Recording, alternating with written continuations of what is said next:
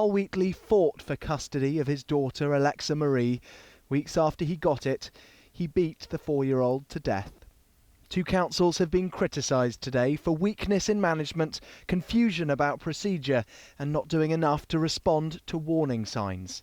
The Serious Case Review explains that while her father is in jail for her murder, two local authorities have questions to answer about why Alexa Marie was ever in his care. Weaknesses in management is one thing this report points out as having contributed to this. That's you. How does it feel to read that? We've absolutely take responsibility for the findings and recommendations in this report.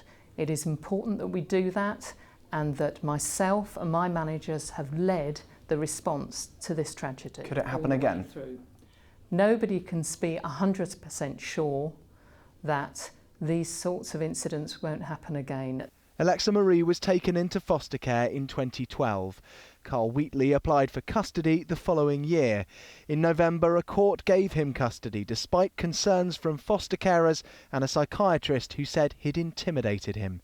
She moved in with Wheatley in December but didn't return to school after February half-term.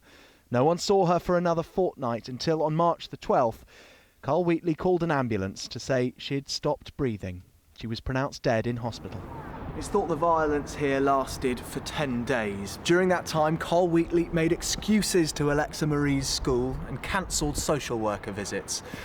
She was found with 66 separate injuries on her body, including a single bruise from her stomach to her ankles. What did you do, Carl? At first, Wheatley didn't answer any police questions. He later said he'd been trapped in a cycle of escalating hitting. The council who approved Alexa Marie's move to her father's home says there was no evidence he'd be a danger to her.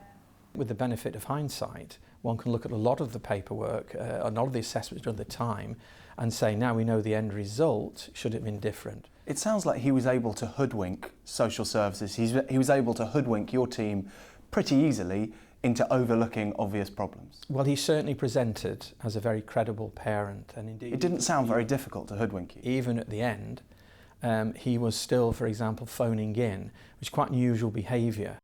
Both councils say they've already changed how they operate, but both agree part of the problem was that no one imagined a father could treat a daughter as Carl Wheatley did. Dominic Reynolds, 5 News.